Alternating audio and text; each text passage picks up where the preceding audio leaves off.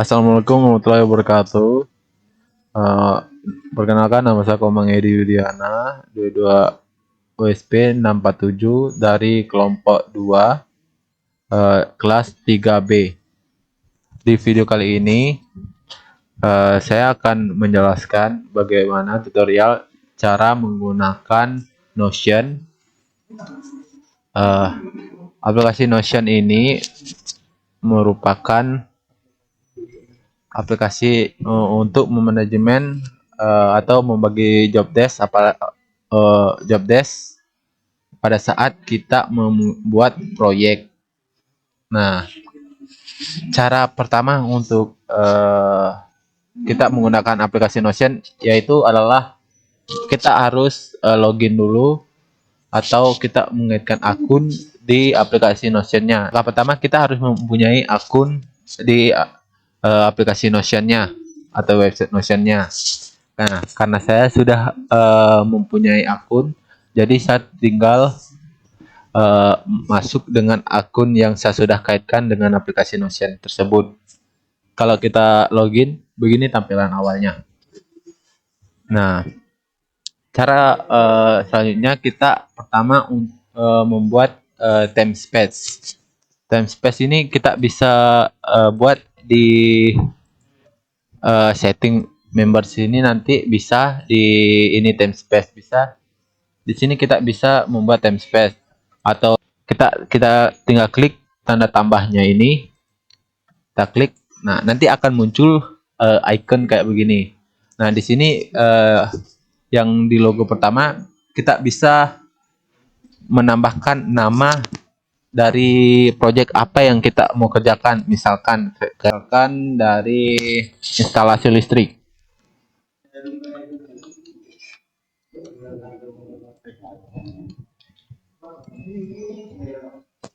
Nah, setelah kita kasih apa namanya, nama dari project yang kita akan kerjakan, project ini tentang apa sih? Nah, akan deskripsinya tentang, oke, saya kasih deskripsinya, yaitu proyek ini bertujuan untuk instalasi di perumahan. Oke. Nah, di permission ini, kita pilih open saja, baru kita create team space. Oke.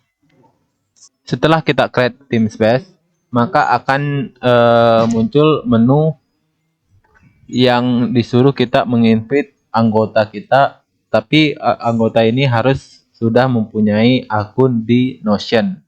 Oke, contohnya, nah ini saya karena ini video tutorial, saya tambahkan satu aja supaya tidak tahu saja. Ah, oke, kalau sudah akan muncul nanti begini. Ini kita bisa klik ini, kita hapus saja di sini bisa, Optres. Setelah itu kita tambahkan lagi di sini, maka akan muncul menu yang kosong kayak begini. Nah, untuk memunculkan icon kita bisa ini, ada di icon, kita bisa pilih-pilih. Di sini banyak emoji untuk mempercantik. Oke, sudah. Ini ADD cover. Oke, cover, maka akan muncul cover di atasnya, dan ini nanti kita untuk komen deskripsi. Ya, yang di sini adalah struktur organisasi. Kita buat dulu struktur organisasi yang dari proyek kita. Oke, kita kasih keterangan. Nah, misalkan sudah begini, sudah ada deskripsinya. Nah, kalau sudah begini, kita bisa klik titik 3 di bawah pojok, di bawah kanan. Nah, kita pilih table. Nah, maka akan muncul seperti ini. Nah, di sini kita bisa edit namanya. Kita di sini edit namanya jadi posisi dari anggota kita. Setelah posisi, di sini kita rubah namanya jadi, ini kita ubah dulu jadi person, logo per oke, person. Sudah ubah dari logonya jadi person. Oke, terus kita bisa tambahkan kolom untuk posisi emailnya. Kita klik tanda tambah, akan muncul menu seperti sebelah kanan. Di sini kita bisa ketik email. Nah, akan muncul seperti ini. Kita klik, otomatis tertambah di sini. Terus kita ingin anggota kita menambahkan nomor telepon. Kita ketik phone. Sebentar. Kita klik. Oh, tadi apa? Email. Cocok. Oke, di sini kita tambahkan phone. Nah, akan muncul phone. Terus di sini kita klik tanda tambah lagi untuk menambahkan menu. Misalkan jobnya, job. Nah, oke. Sudah selesai sini. Oke, di sini kita bisa menambahkan misalkan manajer,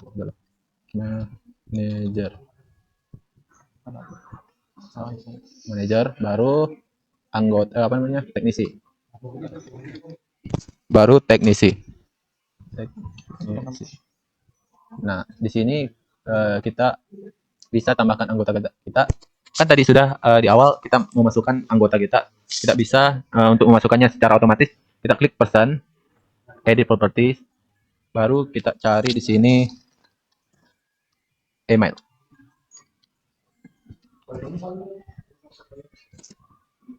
Multi select, baru ketik email. Multi select, baru ketik email. Nah, kita klik email. Di sini apa tadi? Di sini akan muncul namanya. Di sini kita tambahkan.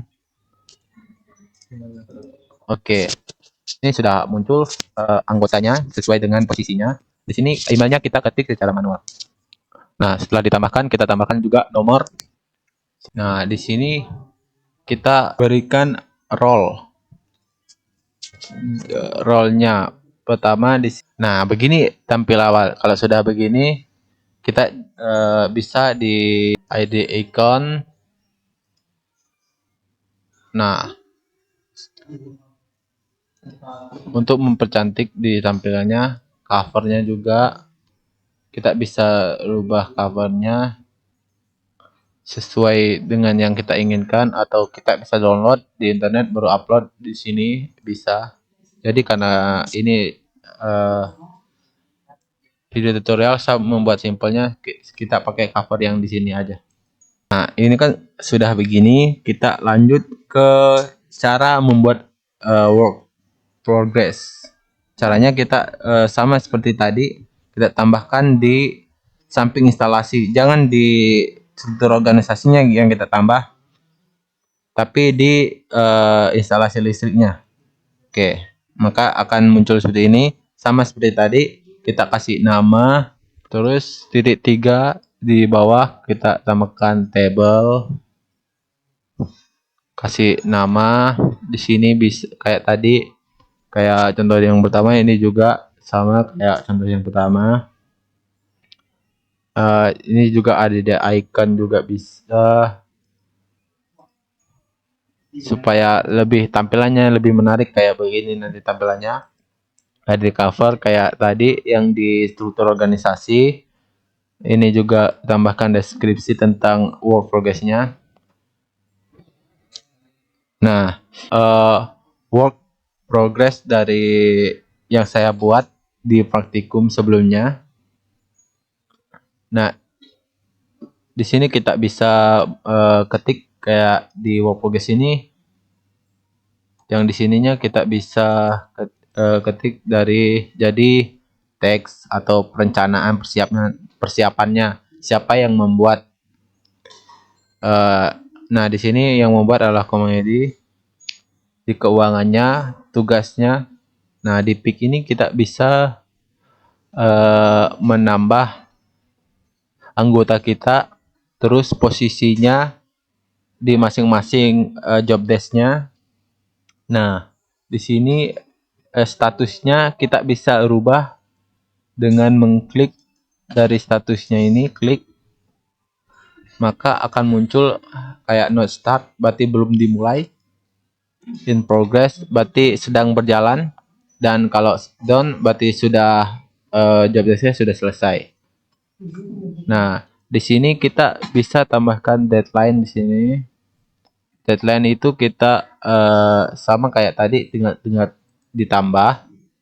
ditambah, terus edit property, edit date. Di sini kita klik cari date. Nah, ini maka akan seperti ini. Kita klik ini, muncul seperti ini. Nah, di perencanaan dan persiapan ini, deadline-nya saya kasih deadline 3 hari, yaitu tanggal 1 sampai tanggal 3. Oke. Maka 100%.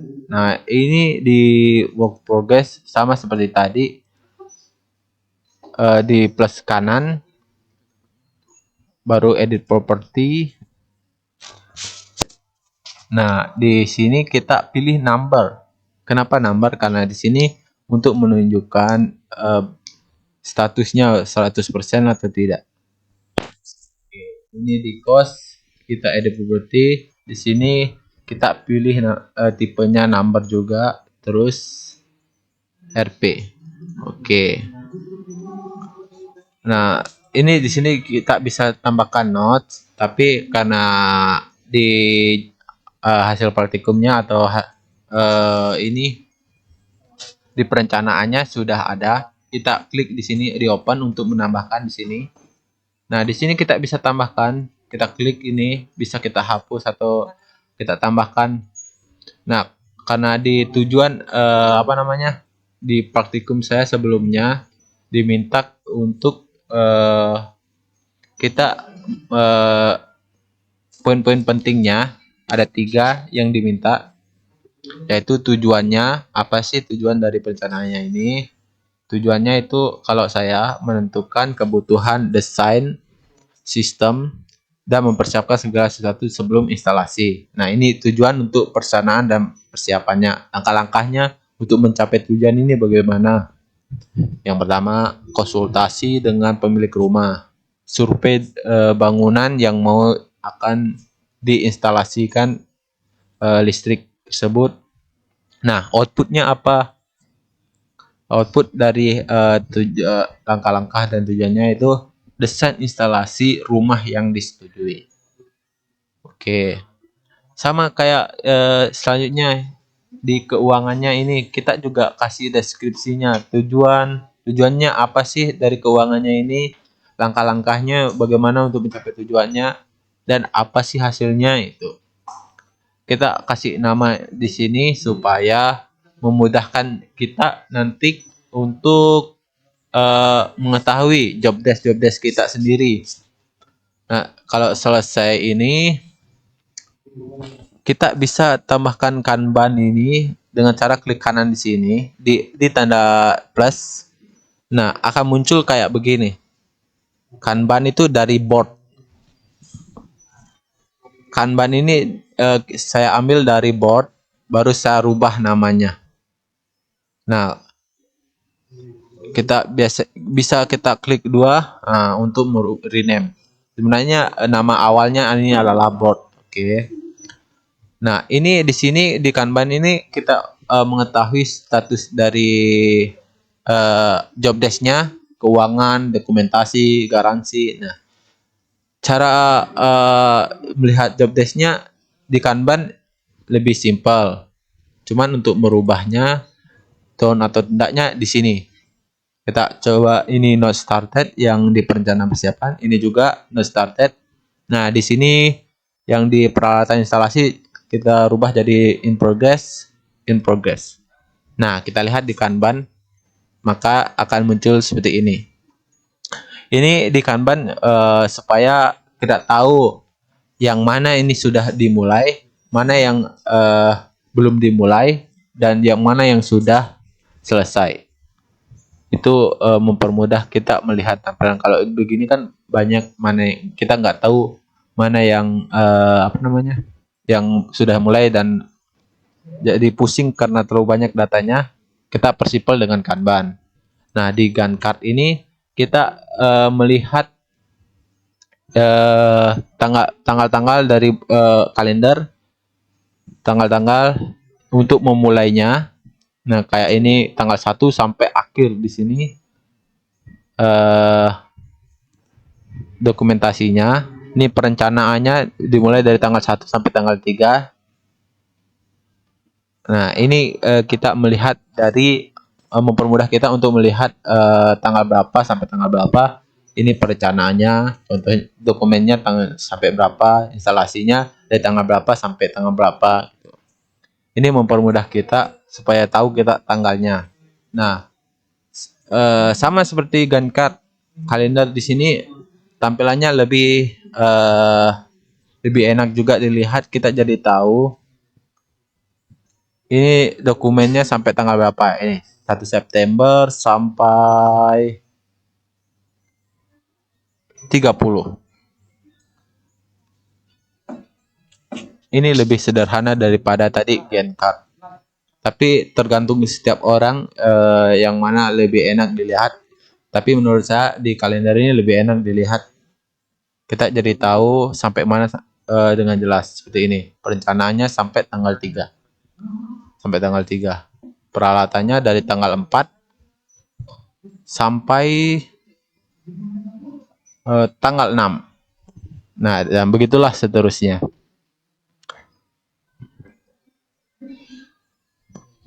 Mungkin segitu saja.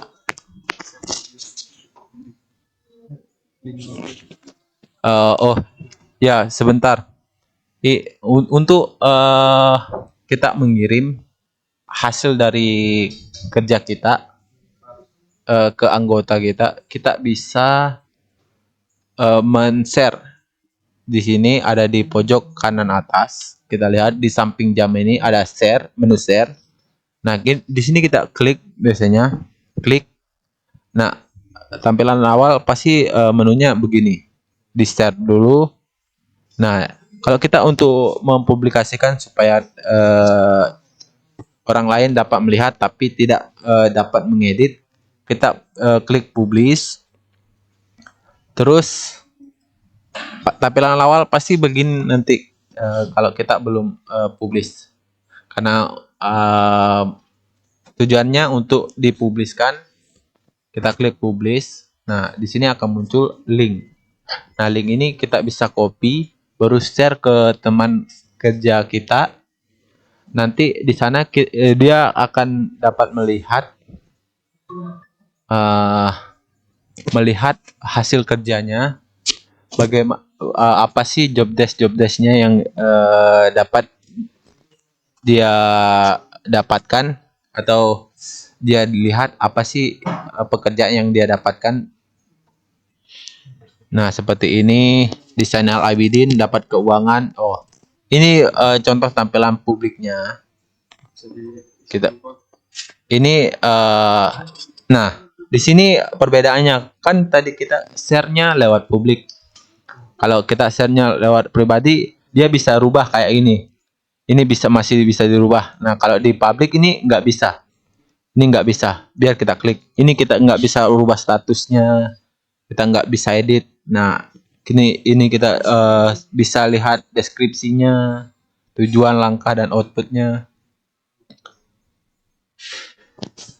Nah, jadi kalau kita ingin men-share publik, dan publik cuman bisa melihat, ikuti cara tersebut. Kita share, di-share, di-publish. Nah, maka kita copy linknya, maka nanti tampilnya seperti ini. Mungkin sekian presentasi dari saya. Saya perwakilan dari kelompok 2. Kurang dan lebihnya mohon dimaafkan. Saya akhiri dengan Assalamualaikum warahmatullahi wabarakatuh.